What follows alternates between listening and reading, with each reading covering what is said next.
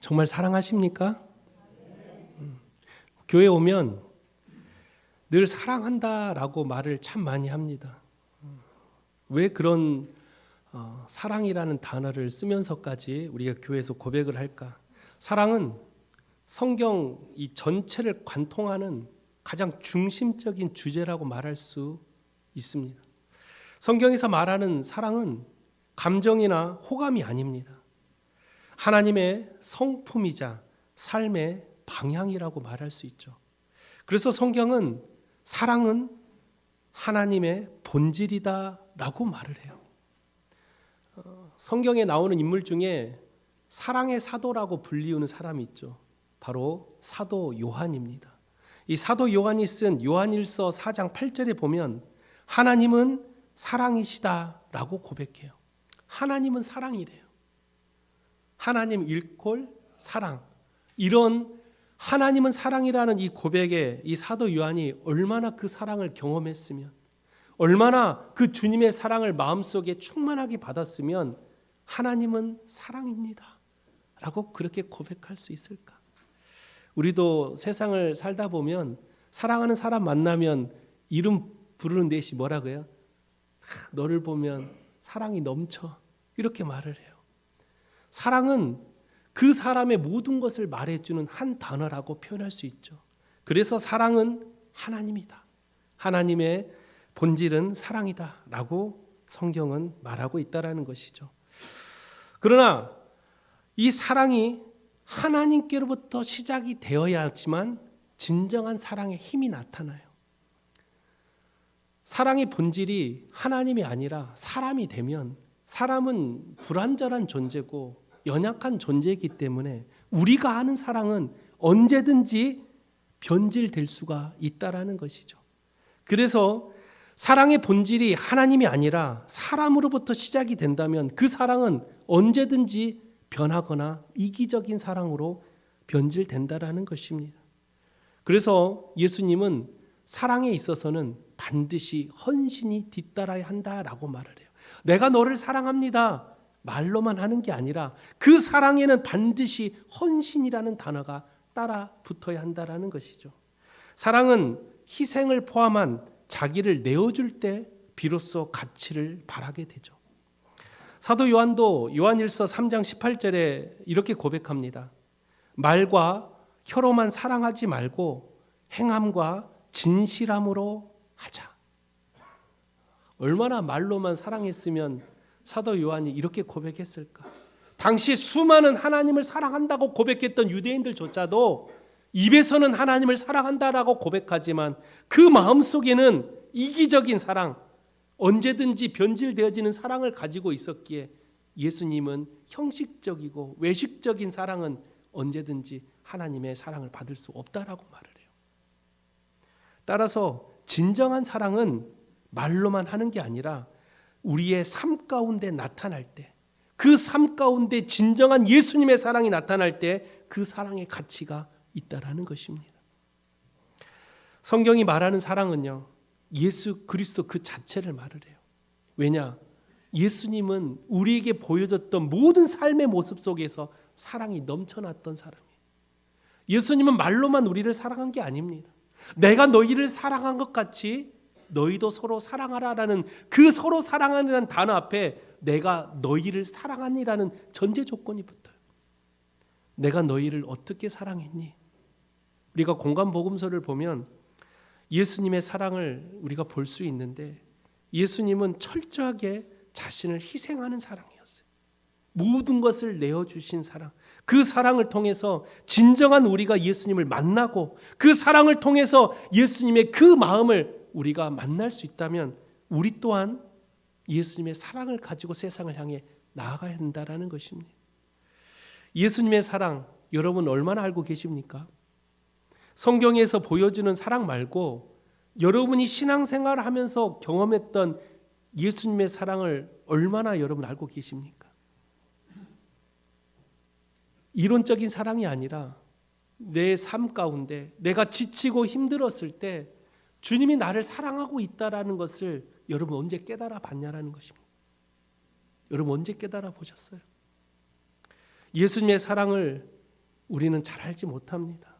그러나 예수님의 사랑은 언제나 우리와 함께하고 있다는 건 알고 있습니다. 그런 주님의 사랑이 여러분의 삶 가운데 나타나기를 주님의 이름으로 축원드립니다. 어떤 어린 소녀가 하나 있었어요. 이 소녀가 이 다리가 부러진 작은 새를 발견하게 됩니다. 그래서 이 새를 데려다가 고치려고 했는데 사람들이 이렇게 말합니다. 곧 죽을 텐데 그냥 놔둬. 이 어린 소녀는 이 어린 작은 새를 데려다가 매일 물을 주고 그 아픈 다리를 치료해 주고 또 붕대도 새로 갈아주고 먹이도 먹여주면서 이 작은 새를 지극정성으로 보살펴요. 놀라운 일이 일어납니다. 다 죽을 것 같았던 그 새가 결국 날개를 펴고 하늘로 날아오르게 되죠. 그때 어떤 사람이 그렇게 물어봅니다. 야, 너 참 대단하다. 그런데 그 새가 너의 그 사랑을 기억할까? 라고 그렇게 말을 던져요. 그때 이 소년이 매우 중요한 이야기를 딱 나눠요. 기억하지 않아도 괜찮습니다. 사랑은 돌봄의 순간에 이미 완성이 되어 있기 때문입니다. 라고 말을 해요. 사랑은 아가페적인 사랑을 해야 돼요. 무언가를 얻고자 하는 사랑, 내가 이만큼 너를 사랑해 줬으니 너도 나를 이렇게 사랑해 줘라는 조건적인 사랑은 진정한 사랑이 아니라는 거예요. 성경이 말하는 또 예수님이 말하는 사랑은 철저하게 아가페적인 사랑이라는 거예요. 조건 없는 사랑. 그런 사랑을 우리가 경험했다면, 우리가 그런 사랑을 받았다면, 내가 진짜 그리스도인이라면 우리는 세상을 그렇게 살아가야 된다라는 것입니다. 그런데 교회 안에서도 많은 성도들이 조건 없는 사랑을 잘 하지 못해요. 내가 이만큼 해줬는데 너는 왜 나한테 서운하게 해? 내가 너를 위해서 이만큼 신경 써줬는데 너는 나한테 왜 이렇게 말을 해? 라고 우리는 늘 누군가에게 베푼 사랑을 그 정도로 받아야지만 내 마음에 뭔가 받았다라고 생각하는 그런 사람들이 너무나도 많다라는 것이죠. 예수님은요, 철저하게 값없이 모든 사랑을 내어주셨어요. 예수님에 있어서 사랑의 결정판이 무엇이냐라고 물어본다면 바로 십자가라고 말을 해요. 십자가는 예수님께서 보여주신 사랑의 결정판이었어요. 주님이 우리를 사랑하십니다 라는 그 고백의 마지막 결정이 바로 십자가라는 거예요. 그래서 우리는 십자가를 볼 때 주님의 사랑을 깨달아야 됩니다. 십자가를 볼 때마다 주님이 나를 위해서 모든 것을 쏟아주신 그 사랑을 우리는 기억하며 살아가야 된다라는 거예요. 우리 그리스도인들은 다 빚진 자예요. 여러분들은 주님의 다 빚을 진 사람들이에요. 그 빚 갚아야죠. 주님께 받은 사랑 우리는 받았으면 다시 돌려줘야죠. 그 주님의 사랑, 주님은 값없이 줬지만 우리도 세상을 살아가면서 주님의 사랑으로 누군가에게 값없이 줄 수 있는 사랑을 할 수 있는 사람들이 바로 그리스도인이라는 거예요. 그렇지 않으면 진정한 그리스도인이 될 수가 없어요. 여러분이 내가 예수를 사랑하는 그리스도인이라고 생각하고 있다면 여러분들 또한 삶 가운데 값없이 주시는 사랑이 반드시 나타나시기를 주님의 이름으로 축원드립니다. 오늘 본문의 말씀은 이 요한복음은 사도 요한이 썼죠. 이 요한복음을 쓸 때 이 본문의 말씀은 예수님께서 말씀하시는 말씀인데 십자가에 달리시기 직전에 썼던 말씀. 오늘 본문의 말씀이 바로 이 십자가에 달리시기 직전에 하셨던 예수님의 말씀이에요. 제자들을 다 불러 모읍니다. 그리고 예수님께서 떠나시기 전에 이 제자들에게 남긴 유언적 말씀을 하게 됩니다. 이 말씀은 평상시 제자들을 훈련시키기 위한 말씀이 아니었어요. 가장 본질적인 진리를 요약한 말씀이 바로 오늘 본문의 말씀입니다. 왜 그랬을까요?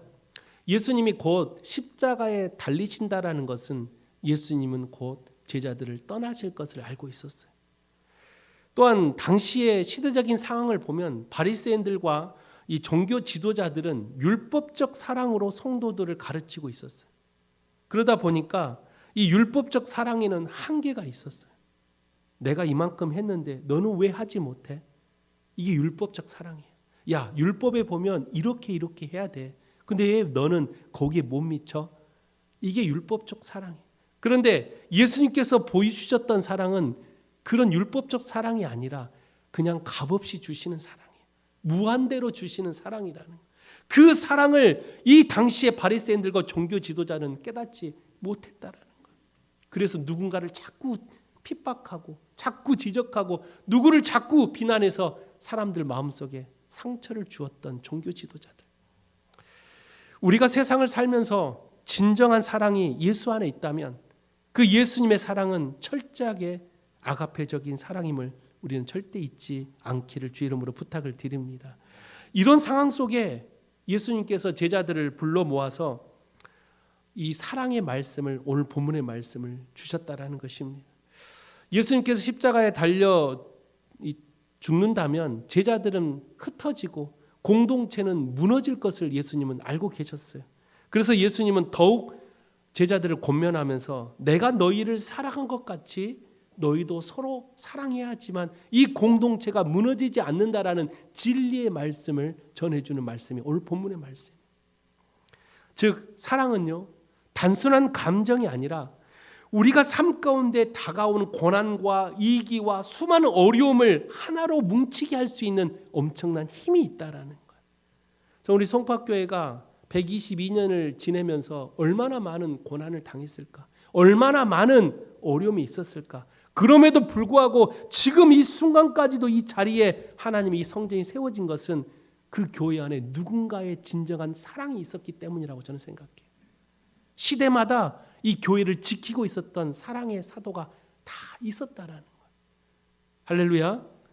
여러분, 지금 우리가 섬기고 있는 이 교회 안에도 그런 사랑의 사도들이 넘쳐나야 돼요. 그래야 우리 후손들에게 이 교회를 물려주고 그 사랑으로 똘똘 뭉쳐진 이 교회가 수많은 영혼들을 살리고 죽어가는 영혼들을 회복시켜 줄 수 있는 그런 이 사랑의 교회가 되어야 된다라는 거예요. 저는 우리 성박교회 안에 섬기는 우리 모든 성도들이 그런 주님의 사랑을 먼저 몸소 실천하고 그 사랑을 가지고 세상을 향해 나아가 어떠한 영적 싸움에서도 승리할 수 있는 그런 참된 그리스도인들이 되시기를 주님으로 간절히 축원드립니다.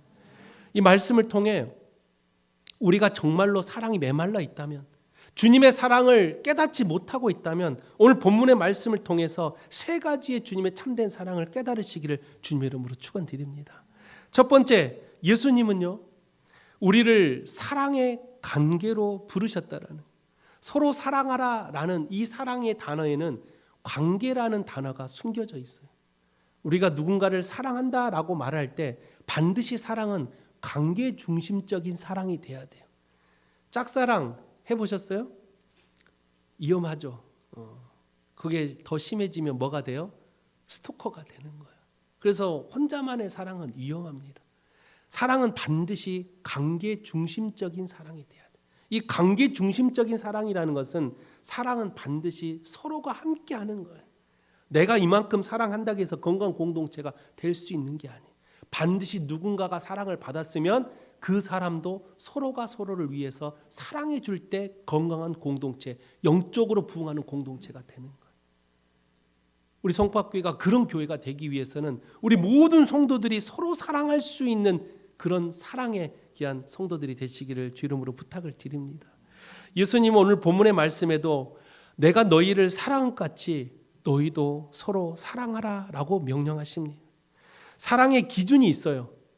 사랑의 기준이 뭐냐? 바로 내가 너희를 사랑한다라는 예수님의 사랑의 기준이 돼야 돼요. 우리가 성도들도 서로 사랑 많이 합니다. 교회 안에서 서로 섬겨주고 서로 사랑해요. 그런데 이 사랑이 내가 지금 온전한가? 내가 지금 성도들을 위해서 섬기는 이 사랑이 하나님 마음에 합당한가라는 그 기준을 어디에 두냐? 바로 예수님의 사랑의 기준을 둬야 돼요. 그렇지 않으면 사람에게 기준을 두면 각자의 기준이 다르기 때문에 나는 이만큼 사랑했는데 너는 왜 이만큼 사랑하니? 나는 정말 이만큼 너를 사랑하는데 너의 사랑은 왜 이만큼이니? 라고 자꾸만 비교적인 생각이 들어요. 그래서 기준을 어디에 둬야 된다고요? 예수님 안에 둬야 돼요. 예수님의 사랑은 작은 사랑도 30배, 60배, 100배 열매를 맺을 수 있어요. 정말 겨자씨만한 이 씨앗 같은 사랑으로도 우리가 생각하는 그 이상의 놀라운 열매들을 맺게 해주신다라는 거예요. 사람이 생각하는 사랑의 크기가 아니라 예수님의 기준을 놓고 예수님의 사랑으로 그저 나는 저 성도를 위해서 눈물로 그냥 기도한 것뿐인데, 나 저 성도를 위해서 그냥 작은 도움 하나 준 것뿐인데 그 사랑의 씨앗이 심겨져 놀라운 열매로 우리에게 다가올 때가 있다라는 거예요. 그게 예수님의 사랑이에요. 근데 사람의 사랑은 그렇지 않잖아요. 내가 한 만큼 너 왜 그렇게 안 해? 내가 이만큼 너한테 했는데 너는 왜 그렇게 다른 사람들한테 하지 않아? 라고 자꾸만 기준이 사람에게 있다면 우리 사랑의 크기를 가지고 자꾸 비교하고 있다라는 거예요. 사랑하는 성도 여러분, 사랑의 기준은 오직 예수 안에만 있어야 돼요. 그래서 우리가 교회에 오면 서로 인사할 때 반드시 사랑합니다 할 때 앞에 전제 조건이 붙어요. 뭐요?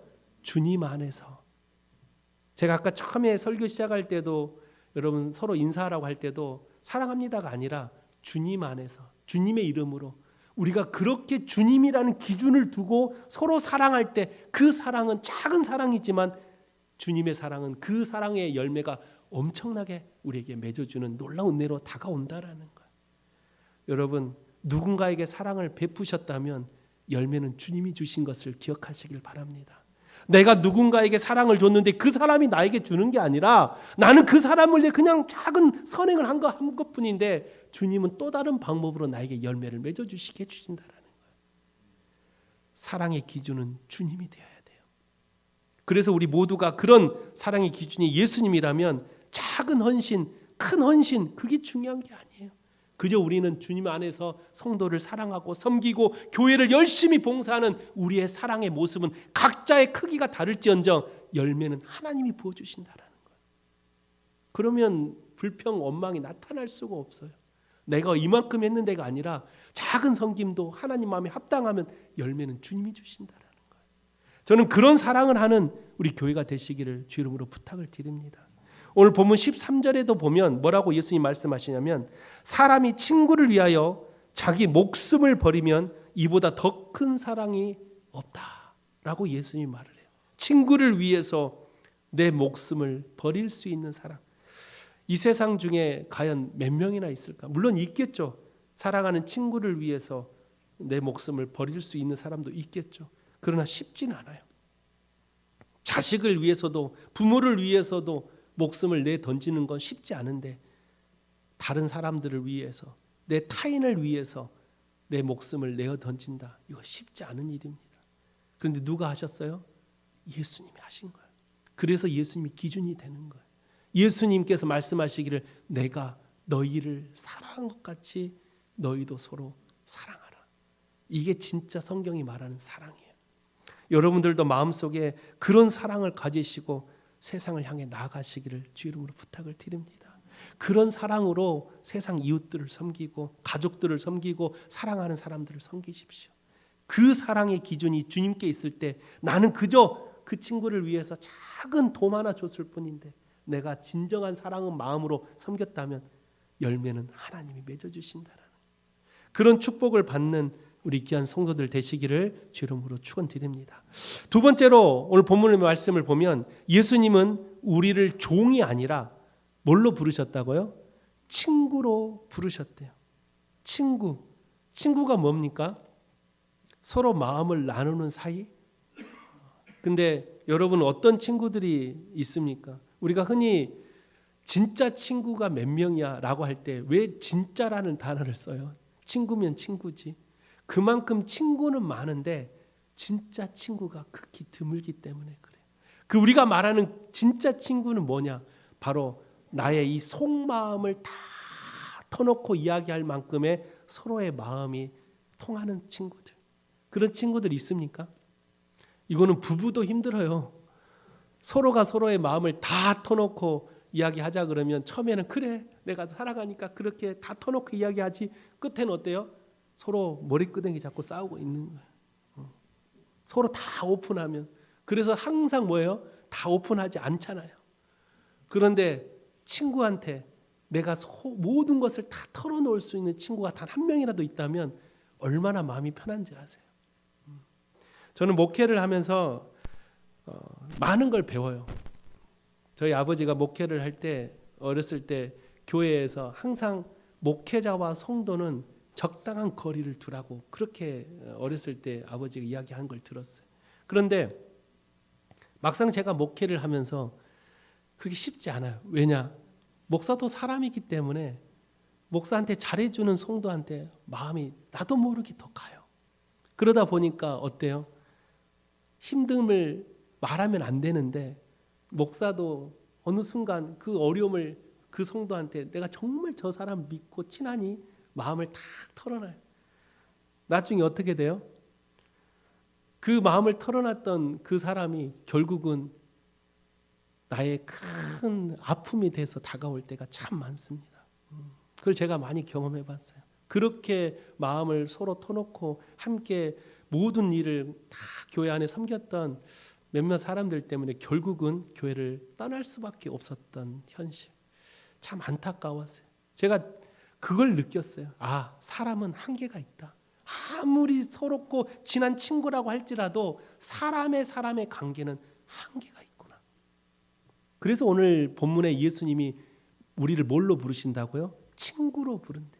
예수님이 나의 친구다. 얼마나 든든할까. 예수님은 절대로 우리를 떠나거나 배신하지는 않잖아요. 예수님은 절대로 우리를 버리지 않잖아요. 그러니 그런 친구 한 명이 있다면 얼마나 행복할까. 나의 힘듦, 나의 어려움, 내가 말 못할 모든 것들을 내 친구이신 주님 앞에 다 털어놓는다면 얼마나 행복할까. 그래서 주님은 우리를 종으로 부른 게 아니라 친구로 부르셨다라고 말을 해요. 종은 뭐예요? 종은 주인의 뜻을 몰라요. 종은 주인이 시킨 일만 하는 게 종입니다. 그런데 주님은 내가 너희를 종으로 부르지 않았어. 가서 전도해, 사랑해, 말씀 지켜, 이렇게 우리를 가르치지 않았다라는 거예요. 내가 먼저 너희들에게 다가가서 철저하게 말씀으로 함께하고 사랑으로 함께하고 너희들과 함께하는 모든 내가 너희들을 사랑한 것처럼 너희들도 서로 사랑하라는 친구로서 주님이 먼저 다가오셨다라는 거예요. 그래서 주님은 우리에게 강압적이고 맹목적인 사랑을 요구하지 않아요. 우리의 신앙생활도 맹목적이어서는 안 됩니다. 근데 제가 처음 신앙생활을 할 때 저는 보수교단에서 신앙생활을 했어요. 보수교단에서 신앙생활을 할 때는 그때는 몰랐어요. 그냥 그때는 목사님이 말하면 모든 것이 다 맞는지 알고 다 그냥 순종하고 심지어 복종까지 했어요. 그렇게 훈련을 받았어요. 그때는 마치 하나님이 범접할 수 없는 뭔가 저 먼 세계에 계시고 우리는 따라갈 수 없는 연약한 피조물의 관계. 그래서 전지전능하신 하나님을 감히 친구라고 부를 수조차도 없을 정도로 그렇게 신앙 훈련을 받았어요. 보수교단은 그렇게 가르쳐요. 하나님은 전지전능하시고 인간은 연약한 피조물. 그런데 제가 한신대학교를 딱 들어갔을 때 깜짝 놀랐어요.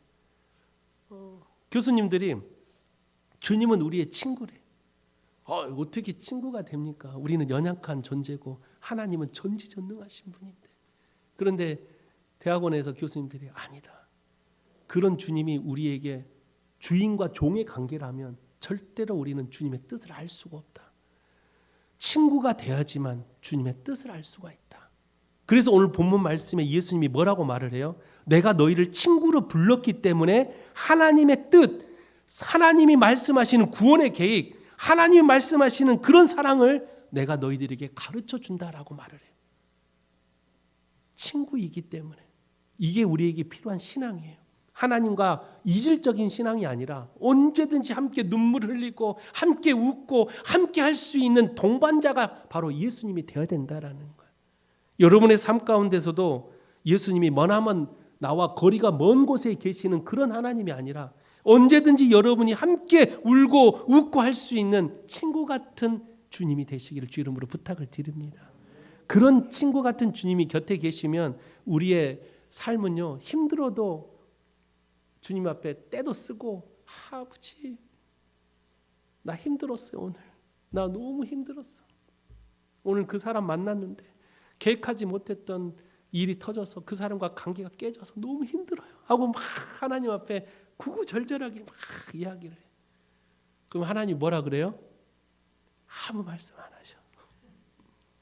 그런데 하나님의 말씀은 안 하시지만 어느 순간 마음에 따뜻함이 딱 찾아와요. 나도 모르게 눈물이 쫙 나올 때. 그런 거 경험해 보셨어요? 주님 앞에 막 토로하고 하나님 앞에 그냥 너무 따지고 막 투정 부렸는데 그 끝에 그냥 눈물이 쫙 날 때가 있어. 마음속에 뭔가 따뜻함이 전해올 때가 있어요. 친구 같은 주님이 내 마음을 지금 만지고 계신다는 그런 마음. 그래서 우리는 친구이신 주님이 필요하신 거예요. 여러분의 삶 가운데, 여러분의 신앙생활 가운데서도 신앙은 종교적인 의무가 아니에요. 내가 종이니까, 주님은 주인이니까 그런 관계로서 신앙생활을 하는 것은 한계가 옵니다. 지쳐 다 쓰러져 떠나가 버립니다. 그러나 친구 같은 예수님이라면 힘들고 어려울 때 주님은 옆에 같이 앉아서 같이 울어줘요. 같이 안아주고 같이 웃어줘요. 그게 우리가 해야 될 신앙의 가장 근본적인 모습이어야 돼요. 여러분이 누군가에게 말 못할 게 있다면 주님 앞에 막 말하십시오. 주님은 세미한 음성까지도 다 듣고 계신다 그랬어요. 그런 친구 같은 주님을 만나서 여러분의 삶 가운데 행복한 신앙생활 하시기를 주님 이름으로 축원드립니다. 오늘 말씀을 통해 우리에게 주시는 세 번째 메시지는 예수님은 우리를 열매 맺는 제자로 만들어 주신다고 성경은 말을 해요. 열매 맺는 제자. 신앙생활과 구원의 시작이 인간의 의지나 행위가 아니라 하나님의 주권적인 은혜를 믿으십니까? 주님이 나를 택하셨다라는 것을 믿으십니까? 이게 우리의 믿음의 시작이 돼야 돼요. 내가 주님을 선택한 것이 아니라 내가 너를 지명하여 불러서 하나님의 자녀로 세워줬다라는 것을 우리가 고백할 수 있어야 돼요. 그런 주님의 은혜 가운데 믿음으로 순종할 때, 내가 아멘으로 나타날 때 주님은 우리에게 놀라운 사명감을 줬어요. 어떤 사명을 줬을까? 하나님이 기뻐하시는 열매를 맺기 위한 사명. 그럼 그 열매는 어떤 열매일까요? 주님은 우리에게 가장 여러 가지 열매들이 있겠지만 성경이 말하는 가장 우선되는 열매는 바로 사랑의 열매. 왜 사랑의 열매인지 아세요? 우리가 죽어가는 영혼을 보면 어떤 생각이 드십니까? 여러분들 집을 딱 가면, 아파트를 가거나 빌라를 가면 앞집 옆집 이렇게 주차장에서 만나잖아요. 그러면 여러분 어떤 생각이 들어요? 저는 그런 생각이 딱 들더라고요. 오늘도 아침에 나오는데 우리 빌라는 대부분 다 교회를 다닙니다. 그래서 항상 아침에 나가는 사람들의 발소리가 다 비슷해요. 그런데 다들 그 시간에 딱 나가면 주차장에서 만나요. 그러면 밝게도 안녕하세요 인사를 합니다. 당연히 어딜 가요? 교회로 향하는 거예요.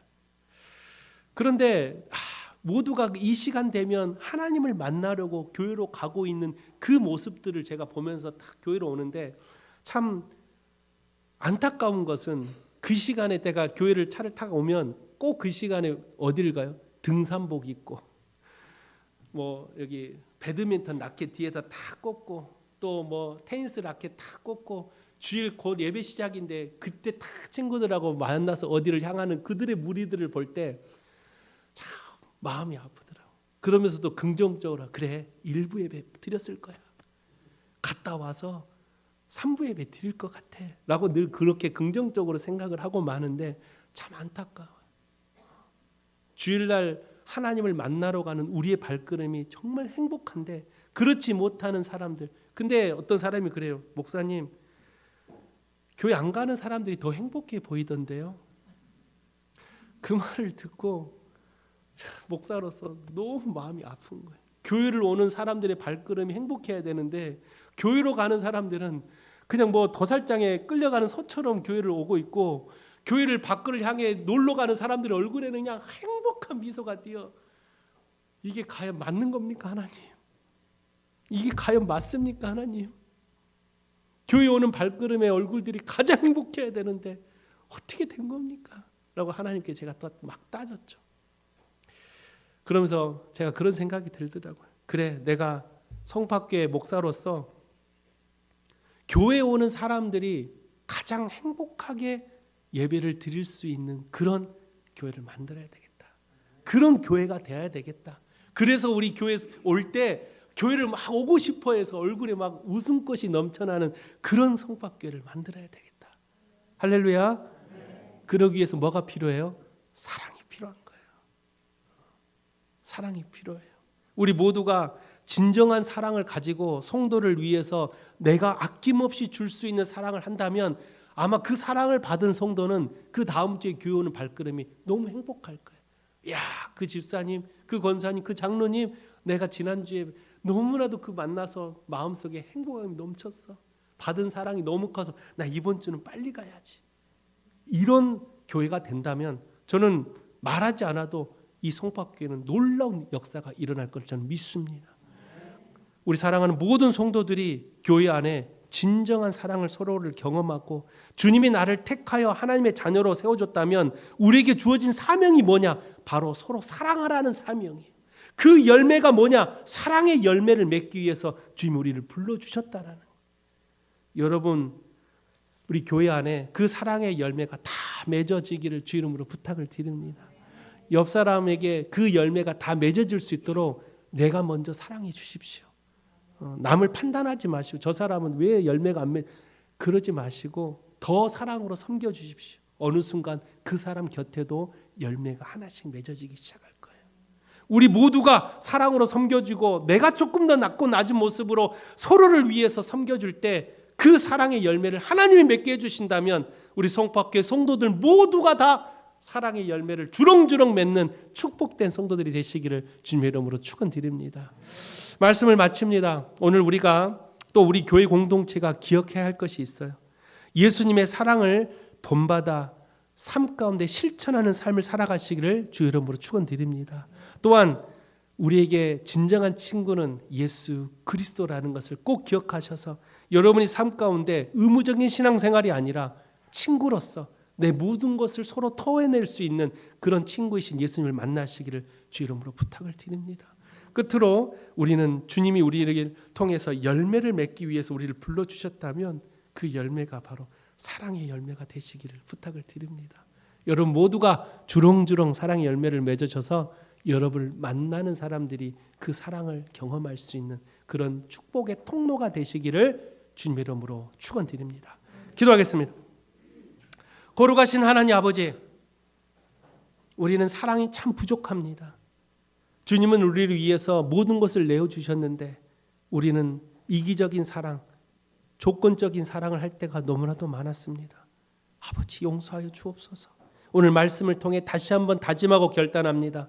주님께서 우리를 위해 모든 것을 내어주신 아가페적인 사랑을 우리에게 주셨다면, 우리가 그리스도인이라면, 우리가 예수님을 사랑하는 하나님의 자녀라면 우리 또한 그 주님의 사랑을 기준을 가지고 세상을 향해 나아갈 수 있도록 주님 도와주시옵소서. 그래서 우리를 만나는 모든 사람들이 사랑을 경험케 하시고 예수님을 만나게 하셔서 그들의 마음속에 그들의 모습 가운데 사랑의 열매들이 맺어질 수 있도록 주님 우리를 세워 주시옵소서. 우리 성박교회가 수많은 성도들이 하나님의 사랑의 열매를 가지고 세상을 향해 죽어가는 영혼들에게 다시 그 영혼을 살리는 축복의 통로가 될 수 있도록 우리 귀한 성도들을 주께서 붙들어 주시옵소서. 모든 것을 주께 탁하며 살아계신 예수 그리스도 이름으로 감사하며 기도하옵나이다. 아멘.